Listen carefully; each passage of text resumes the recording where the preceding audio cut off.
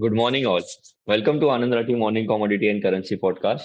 Let's begin with precious metal update. Gold record highs last week have more room to follow amid a test of gold bulls. Optimism this week will be fresh US inflation data due for release on Tuesday. A hotter than expected reading, as happened last month, would be a setback for further gains in the precious metal, while cautious optimism is also set to prevail in silver for the day. Technically, gold pivot is around 65,932. If gold surpasses 66,540, it has potential to reach to the levels of 66,972. And conversely, if it falls below 65,506, we might see downside to the levels of 65,074. Going ahead with base metal update, copper future is anticipated to start the week on a steady note. Supply tightness in Chile with unexpected decline in production in January. Despite restrictions due to high inventories and domestic production, copper consumption is expected to rise in China starting mid-March as production resumes post-Lunar New Year holidays.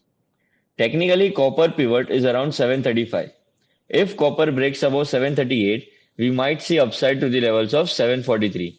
And if it drops below 726, we might see downside to the levels of 720. Talking about energy update, choppy trade is likely to continue for yet another week ahead of US inflation data and reports from OPEC and the IEA this week that may provide cues on the demand outlook. Oil market may remain cautious and closely watch development with respect to ceasefire talks. Moreover, Iranian exports have been rising, the highest since 2018, and is adding to the global supplies threatening bulls. Technically, crude oil pivot is around 6470. If crude oil rises above 6513, we might see upside to the levels of 6557. And if it drops below 6405, we may see downside to the levels of 6361. On currency front, today the rupee might perform well due to lower crude oil prices and a weaker dollar index. Last week, Fed Chair Powell mentioned that the central bank is close to being confident that inflation is nearing the 2% target, which could lead to easing monetary policy, further supporting the rupee.